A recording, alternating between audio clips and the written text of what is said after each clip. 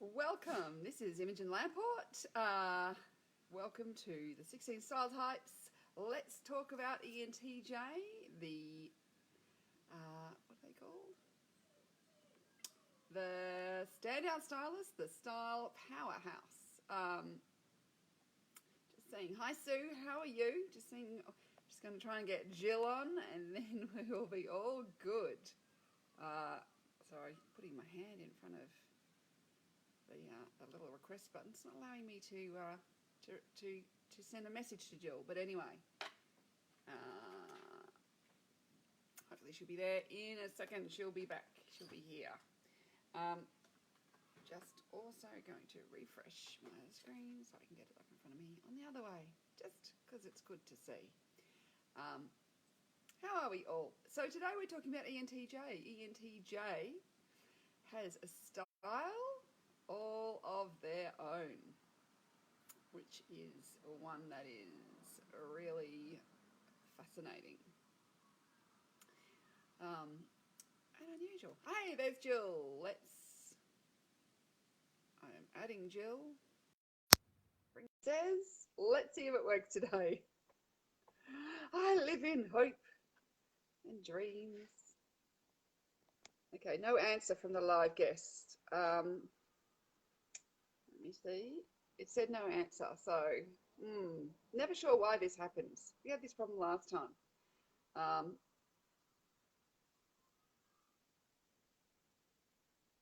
Yeah. I can invite Sue on, but it's not giving me Jill as an option at the moment. So I will be just waiting for Jill to pop back on. Hopefully that'll happen in a second. Yeah, it's not giving me the option to add you, Jill.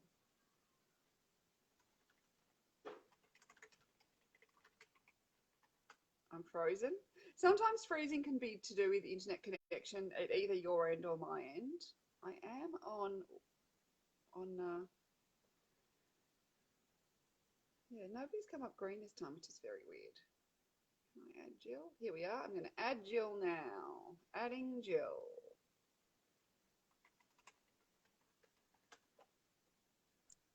There we are. Beautiful. It's so good when it works.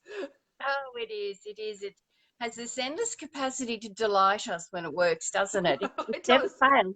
Every time we go, oh, wonderful. Like, oh my gosh, it worked. Yes, I know. So there's something in there for everyone, I think, in terms of managing expectations. Yeah. Now, you can hear me?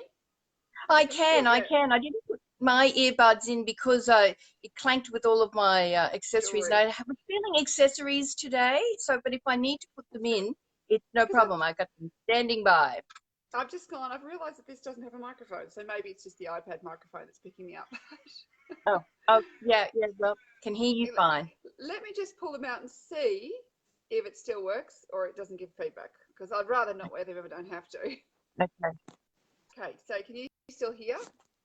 Certainly can, and I am admiring your beautiful new glasses. Thank you. Yeah, I got some.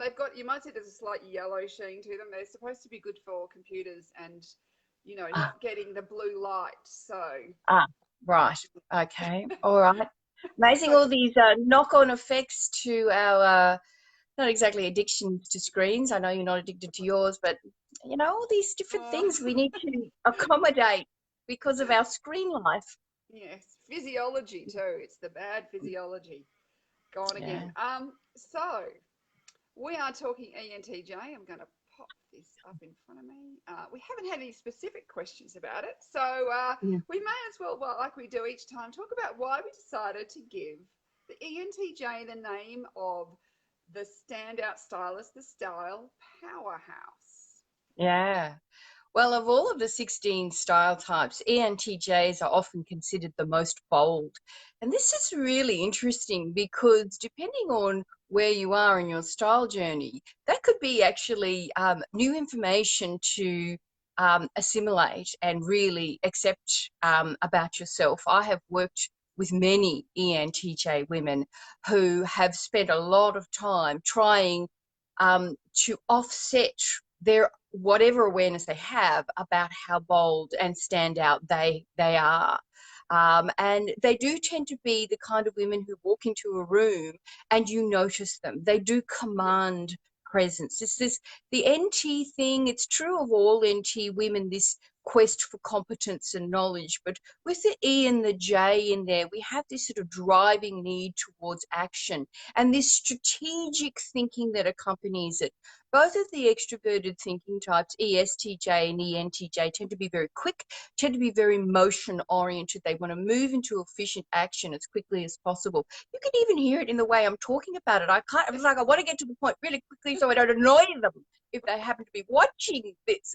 But ENTJs have that strategic analytical vision that goes with their type.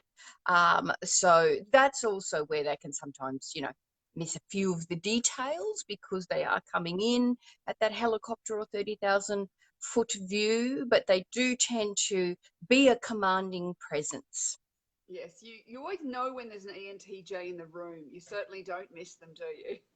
No, no, you don't. And to me, this is the beauty of type is recognizing these things about yourself and going with the flow of your personality. Yes, recognizing there are always elements to who you are that can rub up against somebody in a less than positive way. We can all learn from that, and that's as true for ENTJ as it is any other type. But go with the flow of who you naturally are.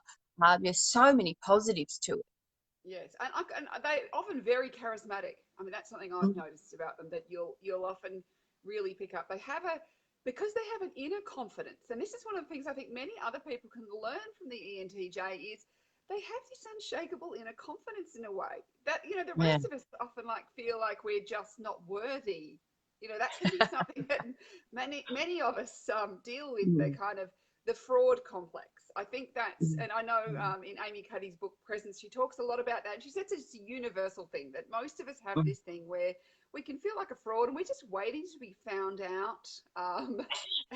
The imposter complex. It's the Yeah. imposter syndrome.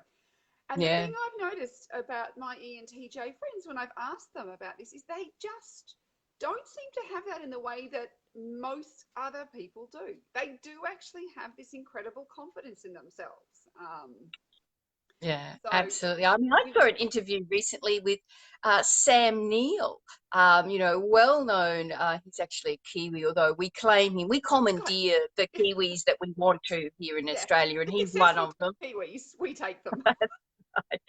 Yeah, but an internationally renowned actor, and saying he suffers from imposter syndrome. He said, you're constantly being rejected, and then when you get a job, you feel like saying, "Did you really want to hire me? I mean, Yeah, don't you realize that I didn't get hired for this other great, fantastic job?" So, I don't think he's an ENTJ, but just a really good no, illustration of how that imposter syndrome can sneak up on you. And I have known ENTJs that every personality has sort of cracks in the facade, if you like. yeah, All of us have, depending on which angle you get us at, we appear to be bulletproof. And of yeah, course, ENTJs have they're not fully armor plated. I know they can often seem that way, yeah, but they also don't want other people to know that. So there is that no, sort of competency to the outside world thing going on, and that's also where um, sometimes they can be a little intimidating to others, yeah, because they do have this very, I know what to do, I am in charge, and they are an in charge yeah, style. They're very good, natural at just knowing what needs to be done and mobilizing resources to do it. They themselves may not be that interested in the doing part, but they certainly will be able to get that overall perspective to know what needs to be done, and are really quite good at instructing others on what to do, when to do it, and occasionally how to do it. Are you? I'm So I'm just, chatting away, and no, you're no, you keep going. dying. I'm just got tickle. It's just that tickle, and of course, when you try not to cough, it's like, oh, Mm. Yes. yes, very much an in charge type one, and they're happy to go with, they'll often step up to be a leader very easily. Um, Yeah. and Yeah. so that's something they enjoy. They enjoy having that being where the buck stops. in Yeah, cinema. exactly. So they And have I a think, power. sorry, Oh, you I go. was going to say they have a powerful presence. So this comes across in their style. Mm. Like I just Yeah. flew off. No, no, you didn't, not at all. So yeah, so that's where you'll notice them. They'll often have a very bold and dynamic style. That's one of the things I've noticed about many ENTJs is that their style is strong, it's bold, it's noticeable. It does Yeah, not shy away. You'll have bright colors, dense colors in some, ways, higher contrasts. They are yeah. there to be seen, and they are there to be noticed, and they're there to be listened to. Yeah.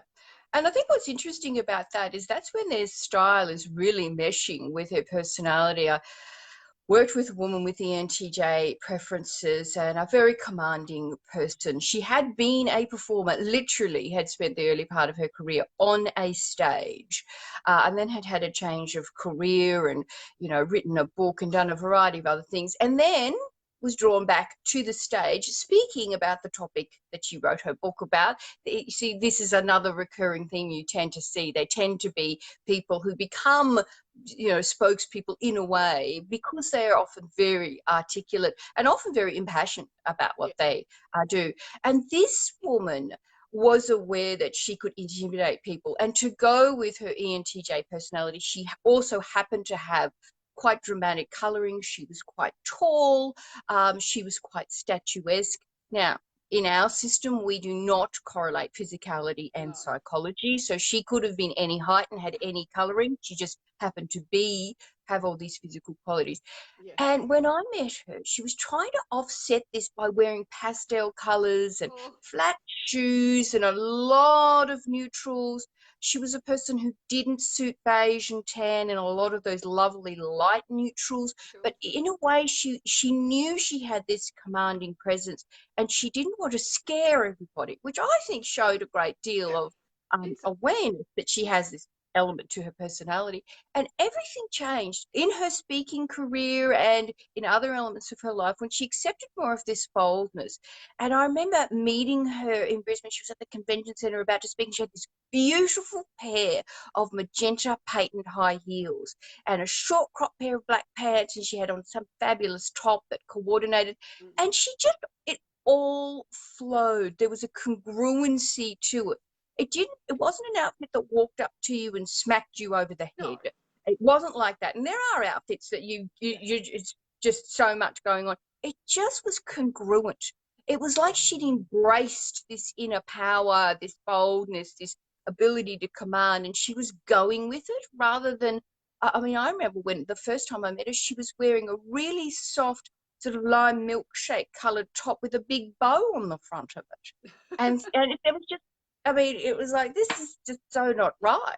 that doesn't go together. And I think that's where that authentic element comes in, isn't it? And this is why when we're dressing in a way that's authentic to ourselves, it works better because it's relating to who we are. So people are picking up all the signals about us and how we behave and how all those sorts of things. And if you're dressing in a way like, well, and like I might not want to be intimidating, but I can't. Pastels is not the way, or like soft floppy bows is not the Yeah. way for an ENTJ to soften themselves down. And Yeah. often too is it's like, well, wear the right colors, but it might just be wear a slightly softer fabric, but it might still be a structured garment. Um, Yeah. think about, like we don't have to go head to toe power suit. Mm. Um, in the way that some other types might need that power suit to give them a bit more strength. They have that strength, but then you go to opposite, it looks inauthentic, and people just go, there's something wrong, there's something incongruent, Mm. and then it stops being believable. And one of those things with all NTs is that need to be competent and believed Mm. and credible. And so Mm. if you're dressing against your type, it can feel actually quite uncomfortable. And I think one of the things we've noticed too amongst the retiree population of ENTJs, they find Mm. retirement dressing really tricky. Uh, Mm. Yeah. How do you get that boldness when you are wearing more casual clothing, or when your lifestyle doesn't involve being at work and being in a leadership position? And so, yes, that can, any of those sort of transition moments, I think Mm. they present all of us with challenges. But if bold and commanding presence has been a part of your congruent style, and then you take away an environment where there's a natural fit for that, then you have to adjust in some way. So, I mean, some of the ways that we've seen those who are making that transition do it is with things like color. Color Yeah. is a wonderful way that you can still have that sense of dramatic, boldness, if you want to use that word, or a little bit of drama, but it doesn't have to be necessarily in something that is structured. Or if you have No. something structured, you can think about other ways that you perhaps might combine colors or use accessories in a way that still gives a little bit of that to you. Yeah. Doesn't have to. It's not all the whole thing anymore, I suppose. It's like, because Yeah. often too is Yeah. they are more naturally drawn to often more structured clothes or more Mm. formal clothes, and so often Yeah. when you do have that change of life, or you don't need to wear, and they've probably had jobs too a lot of the time, which has led them down a path of in that more structured environments. So often those things all go hand in hand. So then it can be quite a big change, a big mental shift to go, oh, well, what do I wear now that I don't need my powerful suits and things? Like, how do I dress more Yeah. casually, but still be Mm. me? And I think that's where they'll often have that struggle. How do I still be me and dress more casually? Um, Absolutely. Yeah, and I know our style muse for ENTJ, the beautiful and extremely capable sort of global facilitator, Laurie, talked to us how much she loved having a bit of an inside track when it came to her style. So she loved being on the list for her boutique that always got in designer stuff that she loved. So she was invited to the private evenings prior to things being released. And you can still enjoy some of those kinds of things no matter where you are in your yeah, style journey, if that's something that's important to you. And there are some ENTJs that really do enjoy, I guess, the high end qualities that can often come with brand. yeah, So, which is not to say they always want to wear, luxury brands. They don't. But there can be an association there that makes brands attractive to them. yes. Yeah, they're probably one of the types who's more commonly drawn to the higher end brands. And there's an element of part of it, it can be to do with, they generally are quite successful people. Like, in fact, if you ever look at some surveys of like who's most going to make the most money out of all the types, ENTJ generally comes out the top. I know. I find myself pushing back on those kinds of the type most likely to win an Academy Award. I mean, I find that kind of stuff a little bit maddening. Yeah, But yes, they do tend to be very much driven towards achievement. And yeah, so, and because they have this strategic yes, sense of what needs to be done, and they are good at drawing people to help them get where they want to go, and they're often very confident about asking for bigger salaries or promotions or yes. increases in rates, those kinds of things. So yes, it all does come together in that success package. Yes, so which is why they then also and success is often a word that's actually important to them. Yeah. Success. It's a fascinating thing where there's some words that ring some types bells. Float Mm, their boats, all those sorts of things. And yeah. I remember I think I was told once, you just say to any man, just say, you look powerful or you look successful in this, and supposedly that's supposed to float any man's boat, and I discovered it Right. didn't. But because not every man is the same, just as not every woman is the same. But I would say Yeah. Yeah. that our There you go. ENTJ success and power are two things that do tend to float their boats more than some people. So trappings of success and so style and stuff Mm. um, tends to maybe be part of this for them as well. Um, Yeah, and it tends to be a fairly easy sell in that regard. There are some style types that need some convincing, either from influential others or through their own journeys, that style is a worthwhile pursuit. That doesn't tend to be true for ENTJs. They tend to be really on board with the idea. What is interesting is the sources of information that they will pay attention to do tend to be fairly limited. They are looking for experts. And so they are not generally the people who will do this sort of meandering shopping where they wander from store to store and strike up a rapport with salespeople and chat about their lives. That doesn't tend to be how they operate. And they tend to be fairly dismissive of advice they don't consider to be expert in some way. And style is no different from that. So they are one of the style types most likely to get a huge benefit from finding the right kind of stylist or image consultant to give them the right advice at the right time. All these things come into play, of course. That tends to be really important to them. Their own competence is paramount, and the competence of those that they hire or engage to assist them is also not only important, but always under scrutiny as well. Yes. I think that they're one of those types too that, yeah, they do well with finding themselves very early on. We have a style blueprint in your style type report, and that gives you a 4-phase action plan to help you improve your style. And one of the things we worked out when we were writing these was that the ENTJ, they wanted to get their expert advice on very early in the picture. Versus Yeah. some other types who need to spend a bit longer doing their own research and their own information gathering first. For the ENTJ, you know, they just want to get things done and move on. Like there's a part of that. So it's like, let's get this sorted. I know it's important. I want to have influence. I need to be congruent. Yeah. I need my, appearance to communicate the message that I am giving otherwise. So let's get this all sorted and get it all together. And so they Yeah. like to create a refined system for themselves Yeah. um, Yeah. of Absolutely.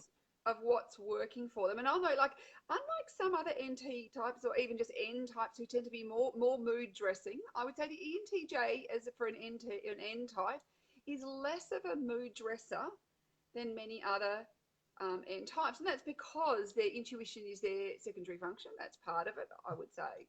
And they'll often, like, I have a friend ENTJ, and she'll travel and she'll have a very, she'll plan out her travel wardrobe every day, what she's wearing, and she never varies. So she's decided what she's wearing, and she just goes, that's my plan, that's what I'm doing. I can have a small capsule. And unlike other N types, particularly probably the NPs and the INJs might be more into but if I wake up in the morning and it doesn't feel right anymore and I need to have some other different option, um, they're much less like that. Like they're going, no, that just doesn't happen to me in the way Yeah. that it happens to other types. So they like to have a system, refine their system, know what they're doing, um, and kind of get on with life. A lot of what they're doing is getting on with life. Style is a Yeah. problem to be solved, That's right. isn't it? Absolutely. And again, a differentiator from their ESTJ type Yeah. cousins, also thinking dominant, is the level of detail that they want. They often, their eyes will glaze over, or they have either limited tolerance or a developed tolerance for some degree of detail. It's certainly not where their attention is naturally drawn to, that's for sure. And this is another reason why they can be considered, blunt and direct, is because certainly when they're in a position of authority or power or influence, they will cut that detail off. They will stop it in mid-flow. And they certainly don't need it at that kind of level. It really is kind of, tell me my best colors, tell me my signature colors, best combinations, high contrast, relaxing weekend. Okay, good, done. And that's probably a little slow the way that I did that. Yes. As my ENTJ friend Sarah says, be bold, be brilliant, be done. Yeah, that's right. Yeah, stop talking. Let's move on. Yes, it's to do something else. Like, I'm happy to talk about things she's interested in, but it's that, it's like, don't go into the high level of detail with your ENTJs in your No, life, unless no. they're asking for it. They will ask you for the detail when they want the detail. Yeah. And all you have to do is just look at their face and you'll get visual feedback on how it's landing. Yes. So other things that we can help the ENTJ with their style. Well, this sort of bold thing I think is really important. We occasionally hear from ENTJ women who say, you know, I spend a lot of my life in yoga pants, you know, how do I do this? And I think that recognizing that this sort of ability to draw other people to you and draw attention to you is part of your psychological DNA, and weaving that in no matter how casual. Of course, the world has become more casual. So many workplaces where suit and de rigueur are now, you know, much more casualized. And so finding different ways to bring this in is really important. And I would encourage ENTJ women who are in a more casual circumstance to just start playing with it and see how it works for you. Now, if it doesn't come up in clothing, think about accessories, shoes, handbags. Think about grooming as well. That is another key way. Now, whether Anna Wintour is ENTJ or INTJ, we're really not sure. We're fairly sure NTJ is right. She recently was involved in a very high-level podcast, and it was called How to Be Boss.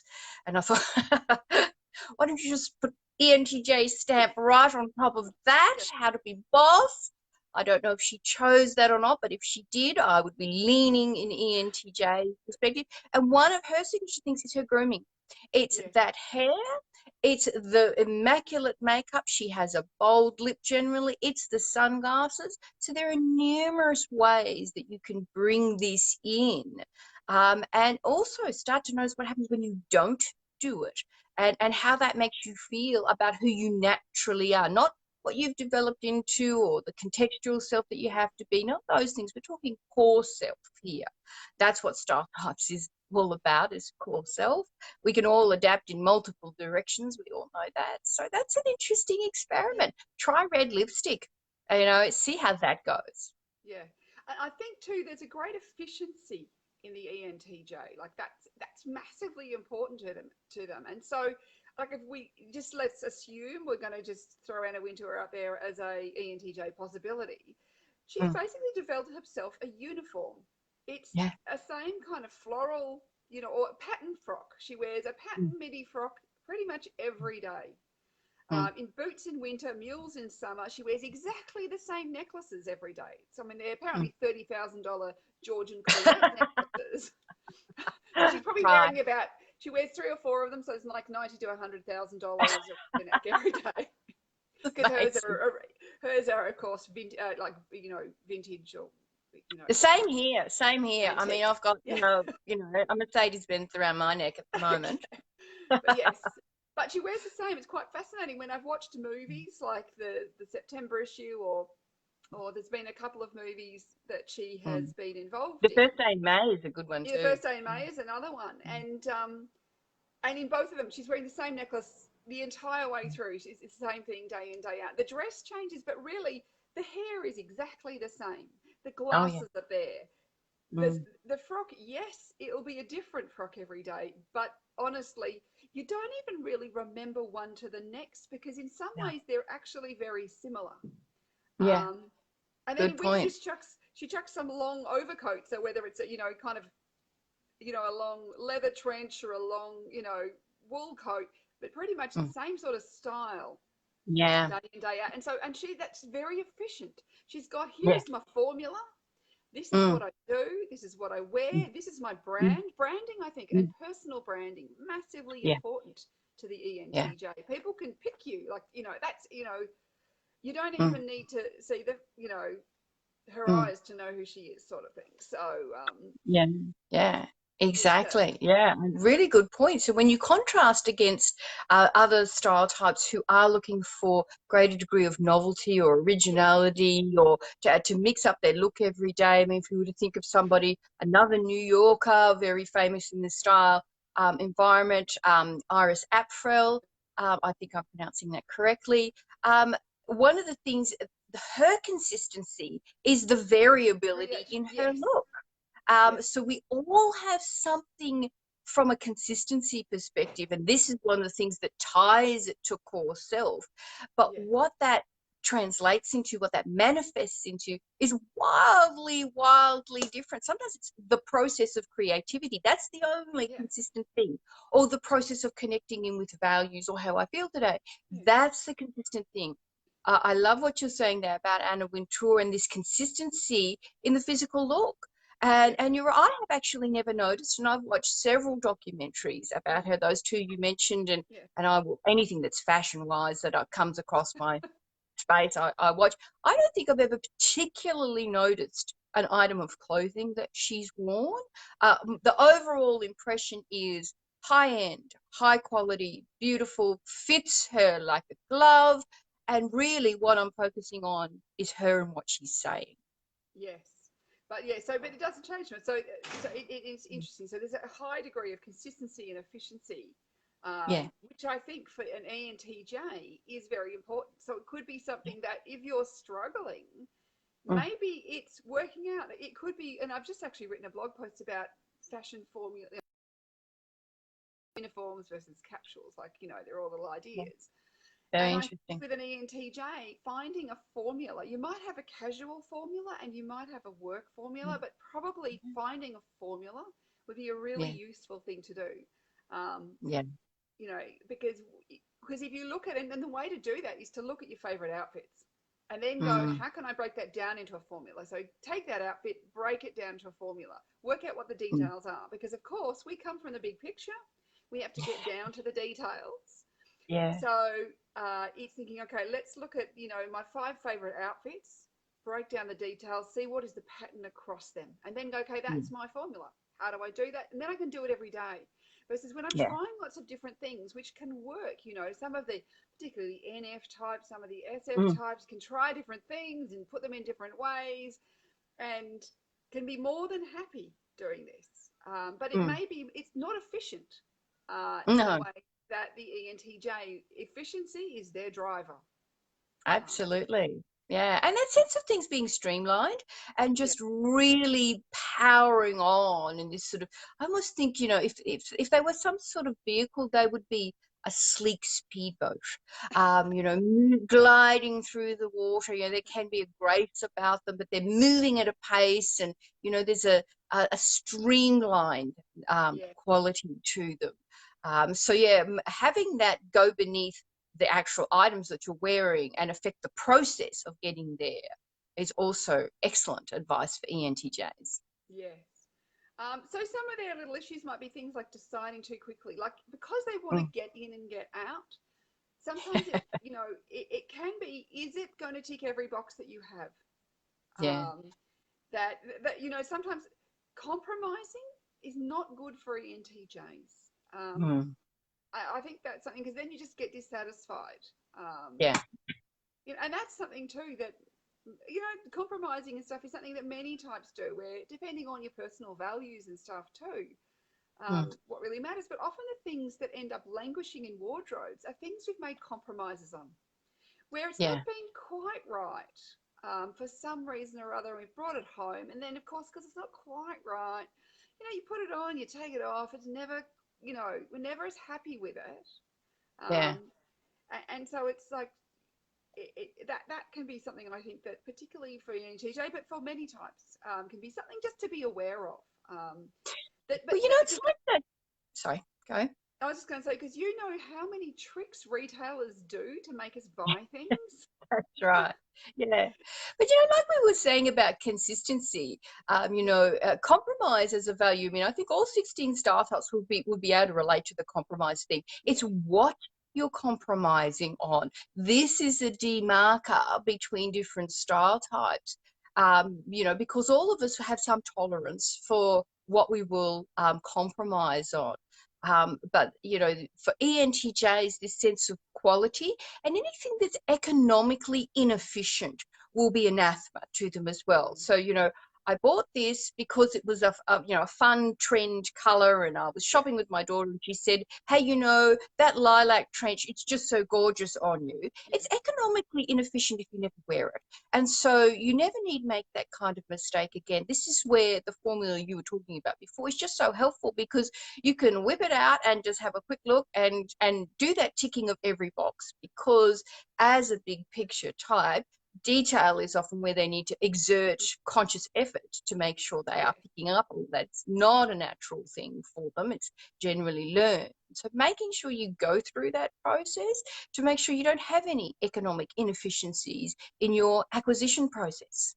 Yeah. So, I mean, that's just a few tips. Of course, if you want to know more, you can get the ENTJ style type report. Of course, that is something that, you can go there. We have our best fit process. So if you don't know your type and you're thinking, oh, is this me? It sounds a little bit like me. Maybe it is, maybe it isn't. We do have a process to go through to help you find your type. And on the report page, not only do you get a report, you also get a video talking more about your type. And also other resources, and we're always trying to add more resources as well, so over time more things get added there as well, because every time we come up with a new idea and we can add something, we like to do that. You'll find out all your style strengths, your style challenges. I mean, it's often one of those things to work out where am I challenged, because often the things where we're challenged, we just overlook them, don't we? And this is in every style type report, you find these things out, so it makes you a little bit more aware. And then you can start to think, well, how can I do that? You find your style pillars. And often one of the things I think a lot of types don't realize is when something is innate, it's a strength. And we think because it's easy for us, it's easy for everyone. And of course, that is not true, is it, Jill?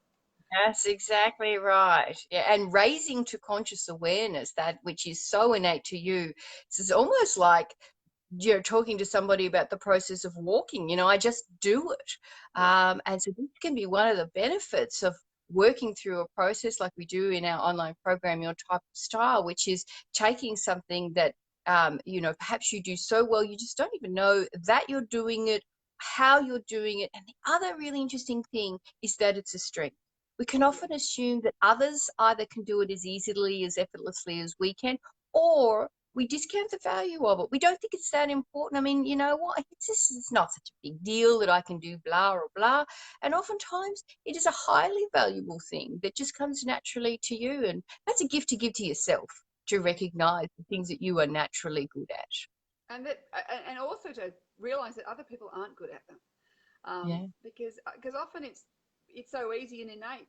We think it must be easy because we find it easy, and so I think that's really important. And what's been fascinating too, with Your Type of Style members who are working with their style pillars, is how many of them said, I really rely on one pillar, and it's a bit Mm, like the four legs of a table. You have four style mm, pillars that. mm. It's great, one leg's okay, but the table's going to be a bit rocky if we're just trying to Yeah, hold the thing up with one leg, and it will tip over really easily. Versus we yeah, get those other style pillars and actually start to look at how can I include those, then we're not overdoing one thing. yeah, Um, and I think that's something that's important, because sometimes you can read a style type report and go, yeah, whatever, because I know that yeah, stuff. yeah, But it's then actually looking, going, well, how do I apply this to my life and my style, and how can I use this information? So, yeah. so, so And they're that's when the it really important things. comes alive. I mean, just reading about things, you can often be struck by lightning when you read and go, Mm, how is it possible? We hear from people so many times who say things like, it's like you were following me around the house, or had cameras up in my walk-in wardrobe. We've been found out, Imogen. yeah, I mean, how do you know this? And I mean, we say this to people sometimes, it is rather remarkable. And the reason that we know this is because we're relying on the theory, and we believe in the theory, and we've applied the theory to style in a way that nobody has before, and in a way that we hope is intelligent and is fully enmeshed and avoids stereotypes and pigeonholing and all of those things that all of us like to avoid. Nobody wants to be stuck in a box, have a label put on it, and sort of shipped off. yep, And this is the value of really getting beneath the surface of the information, is it really comes to life, and it translates from a theory into something that has the power to transform through your action. That is the mobilizing force, you taking action on it. yep. And that's why we've got our blueprint. So we've got a 4-phase action plan to give Mm. you a structure, and it's very type specific. Yeah. Because you might read and go, well, that could be any, but it's actually type specific. Yeah. So, and, you know, looking at what would work for your type rather than just any other type, because of course, you know, that's great, but it's not going to work in the same way. And that's why generic advice, you know, it can be useful and you can get something out of it, but Yeah. it's much more specific for each type. Yeah, absolutely. So we might leave that here today. We've done a good half hour or so chatting about ENTJs. We hope you enjoy that. We'll be back next month with another type, and hope you enjoy the rest of your day. Bye for now. Bye.